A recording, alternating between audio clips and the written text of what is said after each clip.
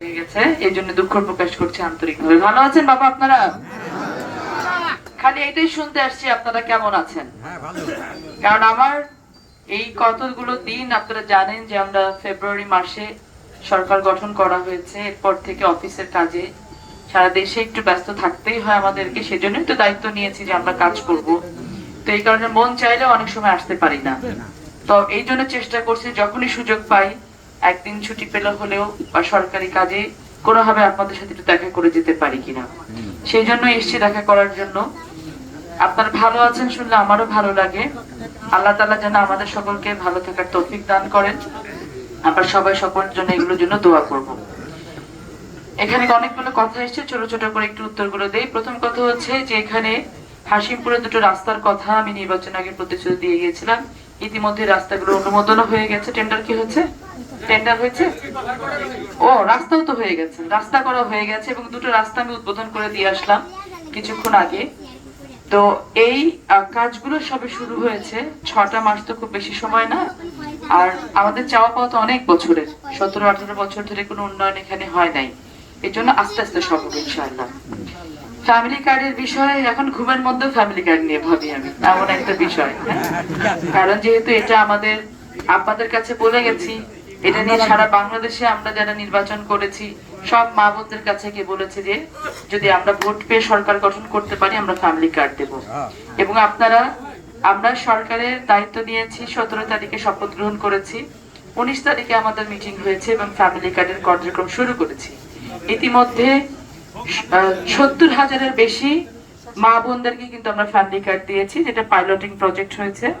এরপরে নভেম্বর থেকে ইনশাআল্লাহ আশা করছি সারা বাংলাদেশে আমরা পর্যায়ক্রমিক ভাবে ফ্যামিলি কার্ড দিতে পারবো ইনশাআল্লাহ। তো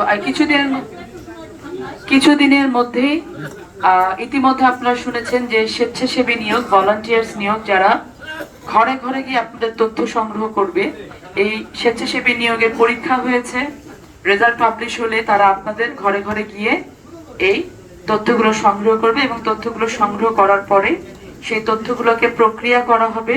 যে প্রক্রিয়াটা কোনো মানুষ করবে না, একটা সিস্টেম করবে, একটা সফটওয়্যার করবে, মেশিন করবে, যে যেন কোনো ভুল না হয়। সেই কারণে এই সকল কিছু করার পরে একটা তালিকা প্রস্তুত করা হবে যারা ফ্যামিলি কার্ড পাওয়ার যোগ্য। আবার মেশিনেরও তো ভুল হয়, মেশিন তো একেবারে নির্ভুল না। এই জন্য এই ফ্যামিলি কার্ডের তালিকা প্রস্তুত হওয়ার পরে একটা গণশুনানি করা হবে। গণশুনানিটা কি? ধরেন আপনাদের এখানে আরবাব ইউনিয়নের 9টা ওয়ার্ডের ফ্যামিলি কার্ডের তালিকা প্রস্তুত হলো। এই 9টা ওয়ার্ডে গণশুনানি হবে। অনেক সময় দেখা যায় যে ঘর বাড়ি দালান কোঠা আছে, ফ্যামিলি কার্ড পেয়ে গেছে, কিন্তু যার কোনো কিছুই নেই সে ফ্যামিলি কার্ড পায়নি। এরকম তো হতেই পারে, সিস্টেমেরও তো ভুল হতে পারে। তখন ওই গণশুনানি করে লিস্ট বলা হবে সবার সামনে যে আপনারা দেখেন এখানে এমন কেউ আছে কিনা যে পাওয়ার যোগ্য অথচ পায়নি, অথবা যে যাওয়ার যোগ্য পাওয়ার যোগ্য না সে পেয়ে গেছে। তখন গণশুনানি করে যদি দেখা যায় কোনো ভুল ত্রুটি হয়েছে, সেই ভুল ত্রুটিও ঠিকঠাক করে এই ফ্যামিলি কার্ড পৌঁছে দেওয়া হবে। এবং আপনাদেরকে বলেছি আমি আগেই, এই ফ্যামিলি কার্ড হবে সকলের জন্য। যে এই সরকারকে ভোট দিয়ে সরকার গঠন করতে সহযোগিতা করেনি, এই ফ্যামিলি কার্ড তাদের জন্য হবে, কারণ এটা একটি ইউনিভার্সাল প্রজেক্ট। আমরা বিগত সময় অনেক নির্যাতন অত্যাচারের শিকার হয়েছি, আমরা আমাদের অধিকার থেকে বঞ্চিত হয়েছি। কেবলমাত্র শহীদ প্রেসিডেন্ট জিয়াউর রহমান, আমাদের দেশ নেত্রী বেগম খালেদা জিয়া এবং জনাব তারেক রহমান বর্তমান প্রধানমন্ত্রী, তার নীতি আদর্শকে হৃদয়ে ধারণ করার জন্য আমরা আমাদের অধিকার থেকে বঞ্চিত হয়েছি। তো আমরা কি একই কাজ করব আবার সবার সাথে? না, আমরা সে একই কাজ সবার সাথে করব না। আমরা নির্বাচনের আগে বলেছিলাম, প্রতিশ্রুতি দিয়েছিলাম আপনাদের কাছে, আমরা ফ্যামিলি কার্ড করব সকল মা বোনদের জন্য যাদের এটা প্রয়োজন। এবং এই ফ্যামিলি কার্ডের মাধ্যমে প্রতিটা নারীর কাছে, যেই নারী কাজ করতে পারেন না, যেই নারীকে কেউ সহযোগিতা করার নেই, যেই নারী নিজেটা নিজে করে খেতে পারেন না, বয়স হয়ে গেছে, সেই বৃদ্ধা মহিলাকে অথবা সেই পরিবারের বয়োজ্যেষ্ঠ যিনি সব থেকে বড় সেই মাকে আমরা ফ্যামিলি কার্ডের মাধ্যমে 2500 করে টাকা তার অ্যাকাউন্টে পৌঁছে দেওয়া হবে। এবং এই টাকা নেওয়ার জন্য কারো কাছে আপনাদেরকে যেতে হবে না। আপনারা যখন তথ্য দেবেন, ওই তথ্যর ওখানে আপনাদেরকে জিজ্ঞেস করা হবে যে এই টাকাটা আপনি ব্যাংক অ্যাকাউন্টের মাধ্যমে চান নাকি আপনার মোবাইলের মাধ্যমে চান? এই যে বিকাশ, নগদ এগুলো আছে না, এগুলোর মাধ্যমে চান? আপনারা যে মাধ্যমটা সিলেক্ট করে দিবে, সেই মাধ্যমে সরকারের কোষাগার থেকে সরাসরি আপনার কাছে টাকা চলে যাবে এবং আপনার নামেই টাকাটা যাবে। এখান থেকে আপনার টাকা তছরুফ করার কারো কোনো উপায় থাকবে না। একটি স্বচ্ছ চমৎকার প্রক্রিয়ার মাধ্যমে ফ্যামিলি কার্ডটাকে আমরা বাস্তবায়ন করার চেষ্টা করছি। এটার সার্থকতা নির্ভর করবে আপনাদের উপরে। কি কারণে?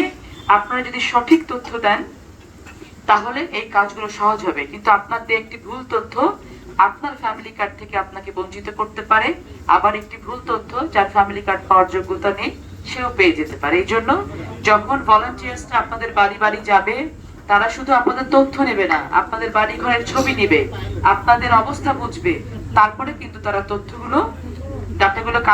তথ্যগুলো কালেক্ট করবে, সংগ্রহ করবে, করে এটা সিস্টেমে তারা তাদের হাতে একটা করে কম্পিউটার থাকবে, ট্যাব থাকবে, ট্যাবে তারা এই ইনফরমেশন গুলো দেওয়ার পরে ওই ট্যাব বলে দিবে যে কে কে এটা পাওয়ার যোগ্যতা অর্জন করবে। এ কারণে আপনাদেরকে বলছি, ফ্যামিলি কার্ড নিয়ে আপনাদেরকে দুশ্চিন্তা করার কোনো কারণ নাই। শামীম চাচা অনেক বেশি আতঙ্কিত হয়ে গেছে, তার কাছে সবাই ফ্যামিলি কার্ড চাইবেই তো। এটা বলেই তো আপনারা মায়েদের কাছে কি আমার জন্য ভোট নিয়ে এসেছেন। তাদের চাওয়ার অধিকার আছে এবং আমি বলছি যে মারা এটা পাওয়ার যোগ্য, তারা প্রত্যেকে, কাউকে আসতে হবে না, ঘরে গিয়ে ফ্যামিলি কার্ড দিয়ে আসবে আপনাদেরকে ইনশাআল্লাহ। এখানে খাল খনন কর্মসূচি শুরু হয়েছে, খুব শীঘ্রই বৃক্ষরোপণ কর্মসূচি হয়েছে, আরো বড় আকারে একটু বৃষ্টিটা কমে গেলে বড় আকারে সেই কর্মসূচি শুরু হবে। উন্নয়ন সবে মাত্র শুরু হয়েছে, কেবলমাত্র আপনারা সরকারকে সহযোগিতা করেন। আমি বলছি আগামী 5 বছর বাংলাদেশের আনাচে কানাচে যত উন্নয়ন হবে, প্রত্যেকটা উন্নয়নের ছোঁয়া আপনাদের এখানে লাগবে ইনশাআল্লাহ। ইতিমধ্যে আমাদের সাবেক উপজেলা চেয়ারম্যান পাপ্পু চাচা যেটা বলেছেন একটি হাসপাতালের বিষয়ে, এই হাসপাতালটি অনুমোদন ইতিমধ্যে হয়ে গেছে আল্লাহর রহমতে। আমরা খালি স্থানটা চিন্তা করছি কোথায় করব, একটা ভালো জমি জায়গা মতো, যেখানে আমার লালপুর, বাগাতিপাড়া, গোপালপুর, সাথে এদিকে আমাদের রাজশাহীর কিছুটা অংশ আছে, সবাই মিলে যেন ওই হাসপাতাল থেকে বেনিফিটেড হতে পারে, সেরকম একটি জায়গা ভালো পেলে সেখানে আমরা ইনশাআল্লাহ এই হাসপাতালের কার্যক্রম শুরু করব। আরো এরকম অনেক কার্যক্রমের কাজ চলছে, যেহেতু এখন পর্যন্ত কনফার্ম হয়নি তাই বলছি না, যখন যেটা আপনাদের জন্য কনফার্ম করতে পারবো আমি এসে বলে যাব। সবাই ভালো থাকবেন, আমার জন্য দোয়া করবেন, আর নিজের ঘরের সন্তানদের প্রতি একটু নজর রাখবেন।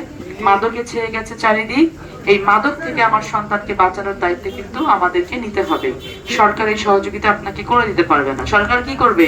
মাদকাসক্ত মাদক বেচা কেনা করতে দেখলে ধরে নিয়ে গিয়ে পুলিশ ধরে নিয়ে যাবে, তখন জেল জরিমানা হবে, কিন্তু আপনার সন্তানটাকে তো বোঝাবে না সরকারকে, বোঝাতে হবে আপনাদেরকে। এই দায়িত্বটা আপনারা না নিলে তখন কিন্তু সর্বনাশ হয়ে যাচ্ছে এলাকার অনেক বেশি। এই জন্য মাদকের বিরুদ্ধে সোচ্চার হন সবাই মিলে। আপনারা একটু সুস্থ সমাজ তৈরি করুন, বাচ্চাদেরকে সুস্থতা দিন, শারীরিক মানসিক ভাবে বাচ্চাদের খেয়াল রাখুন। উন্নয়নের দায়িত্ব তো আমি নিয়েছি, যতটুকু পারি আমি করে দেবো মা ইনশাআল্লাহ। সকলে ভালো থাকবেন। আসসালামু আলাইকুম।